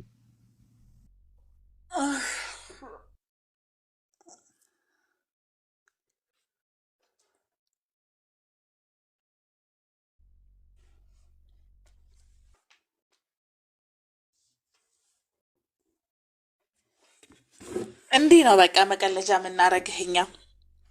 አንተ ቤትን ከፍተህ አውራ፣ እኛ እየመጣን እንደበርብሃለን። ሁሌ ነው የምንደበርብህ። አይ ነው እየሰማህ እንደሆነ መቼም ያለኛ አይሆንልህም። ደግሞ ቴሌግራም ላይ ሄደህ ታለቅሳለህ። አልቅስ፣ በዛ እንስቃለን። በፈለግነው መንገድ ነው የምንደበርብህ። ሬይነር ካለህ እየሰማ ከሆነ ናና ቪዲዮን ክፈተው፣ ሙሉ መስማት አለብን። እኔ የምልህ ባቢ ወይ ፊቱን ይሄንን የራሱን ፊት እናድርገው እንዴ? የማ የውዳቄው የህዝብ ቅምጡን ኧረ አከበር ነው ማለት እኮ ነው። ይታባቱ ይቆሻሻ አምላኩን ለመግለጽ ጺማ አምላካች ጺምን ቢኖረው ጺማ የለውም ይላል። ለነገሩ ይሄው ይሻላል። ከእንትን ካለ ግን አድርጉበት፣ ችግር የለውም እንጠቀምበታለን። ይታለ ቲቪ እንትን አድርግ እኮ ኦኬ። ጆሮ የለውም። አንቺ ነሽ የማይታይሽ። ጆሮ አለው፣ አካለ ጆሮ አለው፣ ግብረ ጆሮም አለው። አንቺ ነሽ የማይታይ ግን ይሰማል። ጥሪው የእፎይ አምላክ ብለሽ ጥሪው፣ ግብረ አካል ብለሽ ጥሪው። አካለ ግብር ግብረ አካል አለ ብለን ነው ምናምን አላለ ዘመን ከባለል አንከተ ጭራሽ እግር የለውም አላለም። እባብ ሊያደርገው አምላክን እባብ እኮ አይን አለው ቤብ እኮ እግር የለውም። እግር ስለሌለው እየተሳበ አይደለም እንትን የሚያደርገው እንዴ? የእፎይ እኮ አይንም የለውም። አይንም የለውም። ግብረ ከባድ አይን ነው። ነው ያለው። ግብረ አይን ነው ያለው።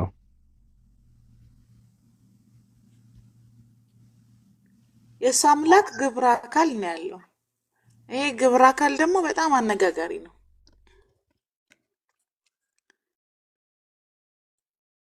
አፍንጫ ተደፍጥጧል። የብሉይ ኪዳን ሕግ ነው እንግዲህ ምን ማድረግ አንችልም። ግብረ መልስማ እንጠብቃለን። ቴሌግራም ላይ ነው የሚለቀሰው። ነገ አምተን እናሳያችኋለን። ጠብቁ። ነገ ወይ ተነገ ወዲያ ያለቅሳል። አረ ዛሬም ሊያለቅስ ይችላል። አምጥቻ ያሳያችኋለሁ ካለቀሰ። አያለቅስም፣ ዛሬ አያለቅስም። እየተጨነቀ እኮ ነው እሱ እኮ በስቃይ ይሞታል እንጂ አያለቅሳትም። አይፈቀድም።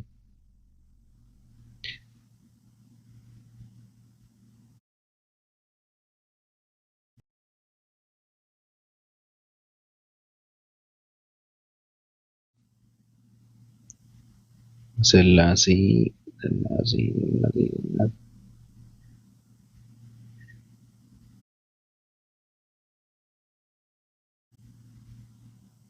ሌላ ጊዜ እንትን እናደርገዋለን። ዛሬ ግብረ አካል ይበቃል። ዘእንቁላል ዘመን ከባለል በቂ ነው። የእፎይ አምላክ እንደዚህ ነው። አይን የለውም ግን ያያል፣ ጆሮ የለውም ይሰማል፣ እግር የለውም ይራመዳል፣ እጅ የለውም ይጨብጣል አለ አምላኩ። እና ያለው ምንድን ነው ሲባል ግብረ አካል ነው ያለው።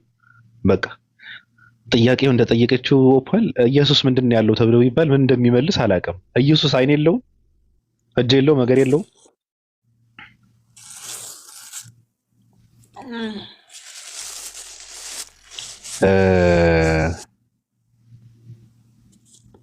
ሬይነር አልተመቸውም መሰለኝ።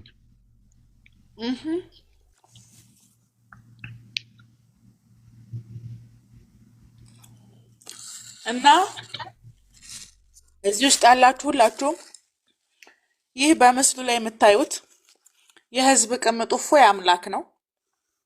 አካላቶቹ ሲገለጡ ግብረ አካል ይባላሉ፣ አካለ ግብር ይባላሉ።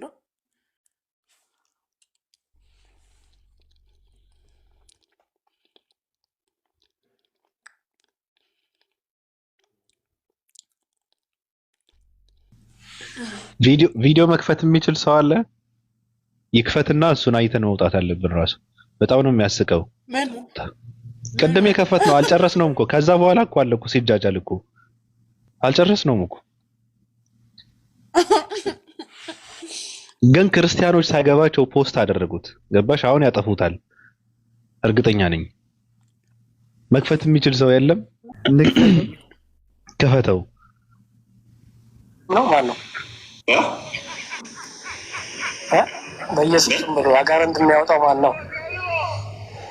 ምን ለማለት ነው? በኢየሱስ ስም ብሎ አጋንንት የሚያወጣው ማን ነው? ክርስቲያን ነው። በኢየሱስ ስም ብሎ የመሐመድን አስተምሮ ያመጣውን አላህ የሚባለውን አጋንንት። ስለዚህ ያኔም በአንተ ስም አጋንንትን አላወጣንም ወይ ትሉኛላችሁ? ያኔም እናንተ ካፊሮች ከኔ ራቁ ብዬ መሰክርባችኋለሁ ይላችኋል። እንግዲህ በኢየሱስ ስም ይላል ታደረገበት እዚህ ጋር ይቀጥል። ተው ሙስሊም አያወጣም። ትክክል። ሙስሊም አያወጣበት ምክንያት ምንድን ነው? ቆይ ሙስሊም ማወጣበት ምክንያት ስም ብሎ ማወጣበት ምክንያት ወዲህ ነው። ሉክ የኢየሱስ ምን አለ? ስሙ ኃያል ነው። እንደነገጠ ያለው ማቴዎስ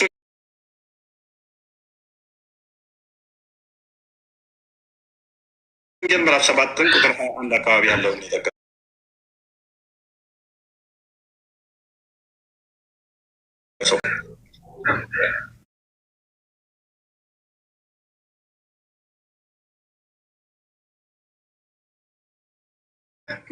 ነው የምትሄደው ምትለኝ? ጥቅሱን ጥቀስሽ እንደው ና የቱ ጋር የሚገኘው? የት ነው የሚገኘው? አይደለም ጥቀስ። ሐማስ ጥቀስ። አስተማሪ እኮ አንተ እኮ ነህ አስተማሪ። የሚገኘው ምንድን ነው ያልኩት?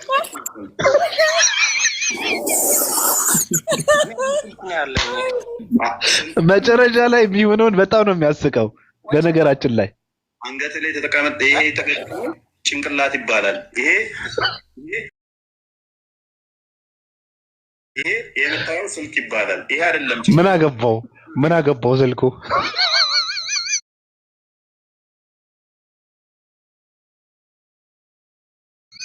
አንተ ያሁኑ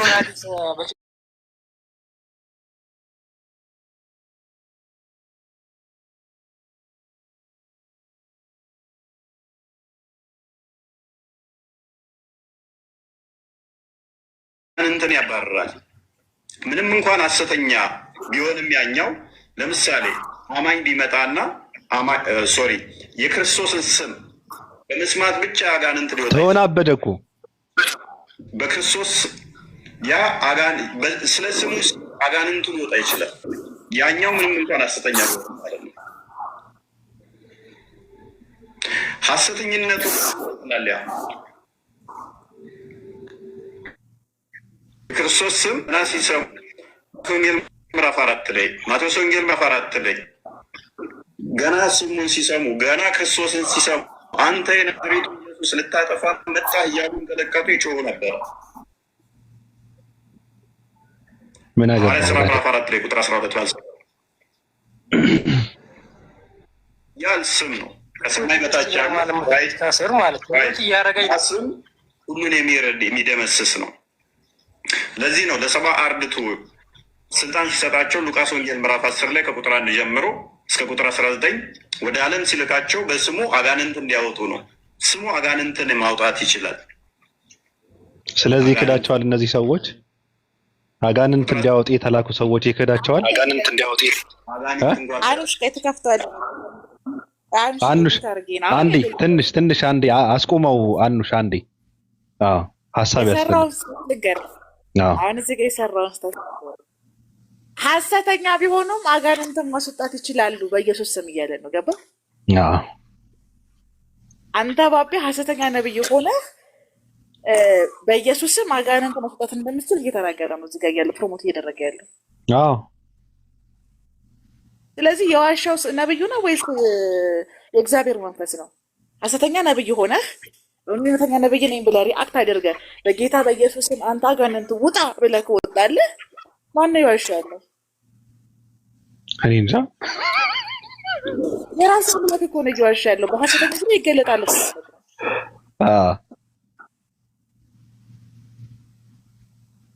ሁለተኛ ነገር ልጁ ጠየቀው አይደለ? ይጠይቀው በስሜ አጋንንትን አላስወጣንም፣ ደዌያንን አልፈወስንም፣ ታምራቶችን አላደረግንም ብለው ይናገሩታል። እሱ ግን አላውቃችሁም ይላችኋል ብሎ ሲናገር ወራት የነበረበት የእሱ መጽሐፍ ነው። እሱ ነው ስለማያውቀው ጥቅሱን ተነገጠ። ልጁ ሞክ ማድረግ ፈለገ ማለት ነው። ግን እዚህ ጋር የተናገረው ትልቅ የእግዚአብሔር መንፈስ በሐሰተኛ ነቢያት ላይ እንደሚሰራ ነው እየተናገረ ያለው። ልጁ ስልህ እየተቀመጡ እየተናገረ ያለው ሐሰተኛ ቢሆንም እንኳን አለ ደግመህ ታሰማዋለህ። ሐሰተኛ ቢሆንም እንኳን አጋንንትን ማስወጣት ይችላሉ በኢየሱስ ስም እያለ ነው። ስለዚህ ኢየሱስ የሐሰተኞችና የውሸተኞች ተባባሪ ነው እያለ ነው ያለው። ትክክል። ቀጥል። የሚቀጥል ሀሳብ አለ። የሚቀጥል በጣም የሚያስቅ እንትን አለው። አንሚዩት አድርግ። አኑሽ ይቅርታ፣ ሚዩት ነህ፣ ክፈተው። ሙስሊሞች ላይ ለመመለስ ያደረገው ነገር በጣም የወደቀበት እዛ ጋር ነው። ምክንያቱም የሙስሊሞችን አስተምሮ ስለማያውቀው ሙስሊሞችን አታክ ለማድረግ ያመጣውን ጥቅስ ገብታችሁ ብታዩት መልእክቱ ሌላ ነገር ነው። ቀጥል። አሳሳቁ ግን በጣም ነው የሚያስቀው። ራሱ እንደነበረ አሁን ደምብሩ። ሱረቱ በቀራ አያተል ኩርሲ 255 ላይ አጋንንት መውጫውን ራሱ አጋንንትን ያስተማራችሁ ማለት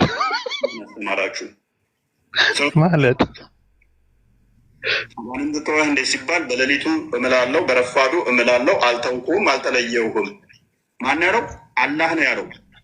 አጋንንት ስለዚህ ሙሐመድን ስትለው ሴትዮዋ አልተውኩህም አልተለየውህም በጠዋቱ በረፋዱ እምላለው ብሎ ምን አገናኘው? ምን አገናኘው? የማቴዎስ ወንጌል ተፍሲር ያለው እንትን ላይ ነው። ቁርአን ውስጥ ነው። አሁን ልጁ በኢየሱስ የልጁ ዋና ፖይንት በኢየሱስ አጋንንት ማስወጣት ነው ያለው አይደለ? ክርስቲያኑ አለ በትምክህት እና በስሜ አጋንንት ማስወጣቱን አላውቃችሁም ይላችኋል ይላል ብሎ ተፍሲር ላይ አሁን አሳሳቆ በጣም የሚገርም አሳሳቅ አለ እዚህ ጋር። በጣም ነው የሳቅኩት። ጥቅስ አገኘው ብሎ ማለት ነው። አሁን ሌላ ነገር ሲያወራ ነበረ። አምጣው ይቀጥል። 19 ላይ ሙሐመድ የአላህን ስም ሲጠራ እንኳን ስሙ አጋንንት ሊያባርር ስሙ አጋንንት የሚስብ ሆነና እነሆ የአላህ ባሪያ አላህን የሚጠራ ሆኖ በተነሳ ጊዜ አጋንንቶች ድርብርብ ሆነው በላዩ ላይ ሊከመሩ ቀረቡ ይላል። ተፍሲር ተማርከው ነው የሚለው። ውሸት ነው። ሙሐመድ ላይ ይላል።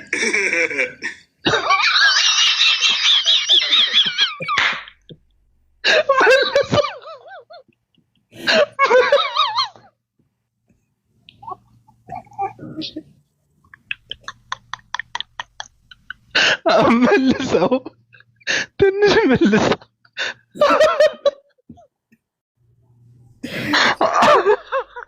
ወይኔ ጉዲ መልሰው ትንሽ መልሰው ኦ ማይ ጋድ 19 ላይ ሙሐመድ የአላህን ስም ሲጠራ እንኳን ሲያባርር ስሙ አጋንንት የሚስብ ሆነና እነሆ የአላህ ባሪያ አላህን የሚጠራ ሆኖ በተነሳ ጊዜ አጋንንት የሚያወጣው ሙስሊም ነው ማለት ነው። ምን አለ ጥሩ ቦታ ላይ ነበርክ እኮ ፊቱን እዩ ታሳሳቁ ራሱ በጣም እንደደነበረ ማለት ነው። ጥቅስ አገኘው ነው ይችላል ያኛው ምንም እንኳን ሐሰተኛ ቢሆንም ማለት ነው። ኦ ማይ ጋድ ሐሰተኝነቱ ግን ይቀጥላል። ያ ለዚህ ነው የክርስቶስ ስም ገና ሲሰሙ ሉቃስ ወንጌል ምዕራፍ 4 ላይ ማቴዎስ ወንጌል ምዕራፍ 4 ላይ ሁሉን የሚረድ የሚደመስስ ነው። ለዚህ ነው ለሰባ አርድእቱ ስልጣን ሲሰጣቸው ሉቃስ ወንጌል ምዕራፍ 10 ላይ ከቁጥር 1 ጀምሮ እስከ ቁጥር 19 ወደ ዓለም ሲልካቸው በስሙ አጋንንት እንዲያወጡ ነው። ስሙ አጋንንትን ማውጣት ይችላል። አጋንንትን ማውጣት ይችላል። 19 ላይ አጋንንት እንኳን ተገዙልን በስምህ ይላሉ። ይህንን ስልጣን ደግሞ ለሁሉም ሰጥቷል። ሐሰተኛ ከሆንክ ግን ስለ ሐሰተኝነት ትጠየቃለህ። ስሙ ስላወጣው ሳይሆን ስሙ ስላደረገው ተአምር ሳይሆን አንተ ሐሰተኛ ከሆንክ ትጠየቃለህ። የእስልምናው አላህስ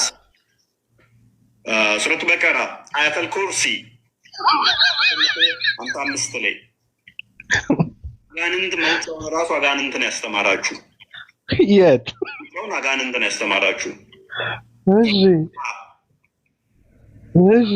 እንደ ሲባል በሌሊቱ እምላለው በረፋዱ እምላለው አልተውኩም አልተለየሁም ማነው ሁሉ አሁን በስሜ አጋንንት ብታስወጡ አላቃችሁም ይላል ለተባለው መልስ መስጠቱ አልተለየሁም በተዋቱ ፊቱ ግን አይተሽዋል አይተሻል መጀመሪያ እኮ በጣም በኩራት አዎ በኢየሱስ ስም አጋንንትን የሚያስወጡ ክርስቲያኖች ናቸው አሳሳቁ አይተሽዋል አሁን ይመጣል አሁን ታዘቢ አልነበርሽ አየሁትኝ ሙሐመድ የአላህን ስም ሲጠራ እንኳን ስሙ አጋንንት ሊያባርር ስሙ አጋንንት የሚስብ ሆነና እነሆ የአላህ ባሪያ አላህን የሚጠራ ሆኖ በተነሳ ጊዜ አጋንንቶች ድርብርብ ሆነው በላዩ ላይ ሊከመሩ ቀረቡ ይላል። ተፍሲር ተማርከው ነው አጋንንቶቹ አንዱ በአንዱ ላይ ተረባርበው አናቱ ላይ ተከመሩ ሙሐመድ ላይ ይላል። በፈተው ክርስቲያን ክፈትለት ሱረቱ ጂን 19 ላይ ጭንቅላታችን ውስጥ ዘን ነው የምንንቀሳቀሰው። ሞባይሌ ስለሌለኝ መለስኩልህ። የአላህ ባሪያ አዳምጥ፣ እኔ ጭንቅላቴ ሞባይል አይደለም። እነሆ የአላህ ባሪያ ሙሐመድ ሆይ አላህን የሚጠራው ሆኖ በተነሳ ጊዜ ጋኔኖች በእርሱ ላይ ድርብርብ ሊሆኑ ቀረቡ። ማንን ሲጠራ? አስቆሞት ማለት ሐማስ አራሳሳቀ ልጁ እና ማለት ምን አለ መሰለህ ጥያቄን መለስልኝ።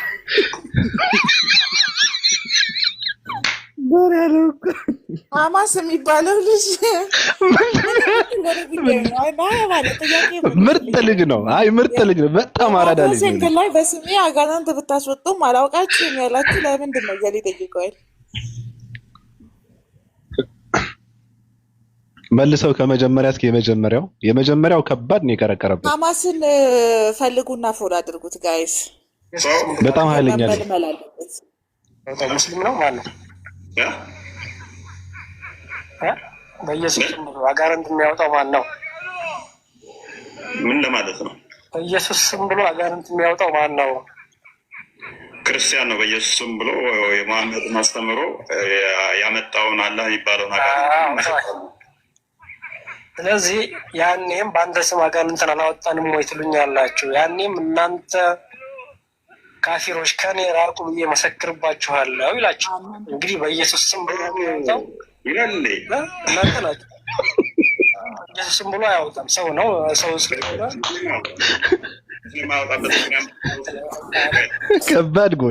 ከባድ ጎል ነው። ይበቃል። አንስ ቲንኪንግ ከባድ ጎል ነው። ትልቅ ስህተት የሰራው ሐሰተኛ ነቢያቶችን ቢሆኑ እንኳን በኢየሱስ ስም አጋንንት ያወጣሉ ማለት ነው። በጣም ይሄ ማለት እግዚአብሔር መንፈስ በሐሰተኞች ላይ ከሰራ ሐሰተኛ ለምን ካሜራ ላይለ ይሄ ማለት የእግዚአብሔር መንፈስ በሐሰተኞች ላይ ከሰራ ሐሰተኛ ለምን ይባላል? ገብቷል ምል ራሱን የተናገረው ሐሰተኛ ቢሆኑም እንኳን የእግዚአብሔር መንፈስ ይሰራው አጋንንት ማስወጣት ይችላሉ በኢየሱስ ስም ብሎ ከተናገረ በኢየሱስ ስም አጋንንት የሚወጣ ከሆነ ሰውየው ሐሰተኛ ሊባል አይችልም እኮ ሰርቶለታል። አሁን ይሄንን ምስል በግብረ አካል መተንተን አለብን። አሁን እንቁላል በልተው ውሃ እንዳትጠጣ ምናምን ወተት ነገር ትኩስ ነገር ሻይ ነገር ሰላም ችግር አለበት። አንዳንድ ሹገር ዳዲዎችን ስልክ የሚያወሩ ቺኮች ተሸክማ ነው የምትመጣው በሁለተኛ ስልኳ እና ከባድ ነው። ሰላም ችግር የለባትም ብዙም አያስጨንቃትም። ያው በቄስ ስለሆነ የተደፈረችው በልጅነቷ ምንም ችግር የለባትም። ለዛ ነው ባቢ አሁን ምሳሌ ተቀየረ። በዚህ ልክ ቦታ መስጠት የለባቸውም። እሱ በነገርህ ላይ ምስሉን እየተጠቀማችሁ እንዲህ ካደረጋችሁት ደስታው ነው። ምንም ደንታ የለውም እኮ አሁን ክርስቲያን ወንጌል መጽሐፍ ቅዱስ የሚባለው ለሱ ምንም እንትን የለበትም። ገብቷል? ስሙን እየገነባ ስለሆነ እንደዛ ስታደርጉ እናንተ በሱ ስም በሱ እንደውም እፎይ ብላችሁ ራሱ መጥራት የለባችሁም እኮ አለው እኮ ሌላ ቅምጥ አለ የሰጠችው እንትን እኮ አለ እኮ ጠጅቱ ብሬ ያለ ውዳቄው እንትን እንቁራሪቱ ምናምን እያላችሁ እኮ ነው መጥራት ያለባችሁ። ስሙ ራሱ መጠራት የለበትም። ውዳቂ ነው። ኦፊሻል ስሙ የህዝብ ቅምጥ ነው። የህዝብ ቅምጥ ነው። እንደዛ ነው መባል ያለበት እንጂ ፎይ ምናምን የምን አባቱ ፎይ ነው። ፎይ የሚባል ቃል እሱን አይገልጽም። በነገርህ ላይ እሱን ሊሸከመው የሚገባ ቃል አይደለም። ገብቷል? ፎቶ ራሱ መጠቀም የለባችሁ። መዝሙር ልክፈት እንዴ? መዝሙር ናፈቀኝ እኮ። ክፈቺው ማሰናበቻ ነው። አኑሽ መዝሙሬን ክፈትልኝ።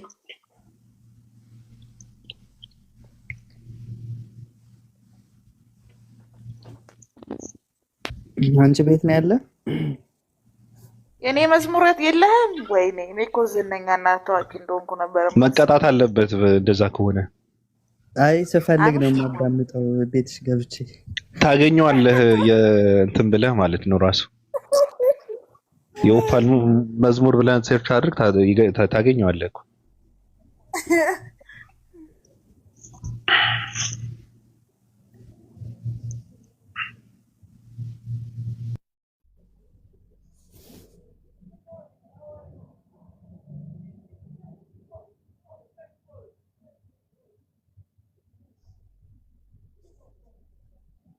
እየፈለከው ነው እንትን ነው ካላከችልኝ እዚህ ነው።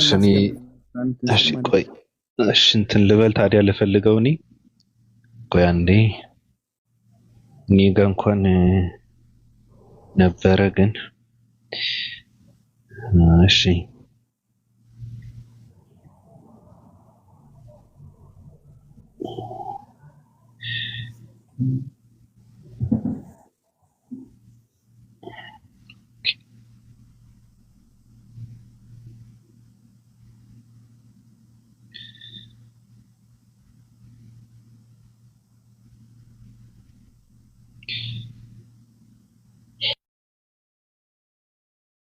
እንዴ የምር እየፈለጋችሁ ነው እንዴ? ኧረ ተው አታሳፍሩኝ። እኔ ዝነኛ መሆን በቅቶኛል።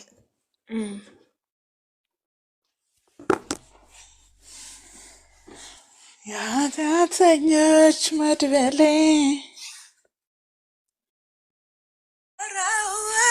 ረደኑ ረጎራው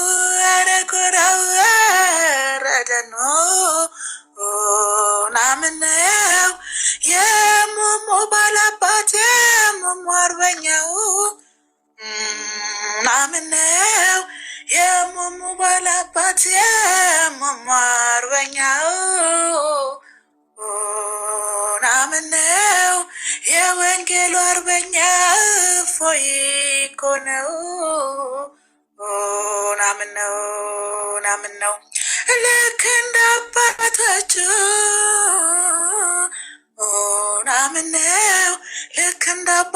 ናችሁ ልክ እንደቶቹ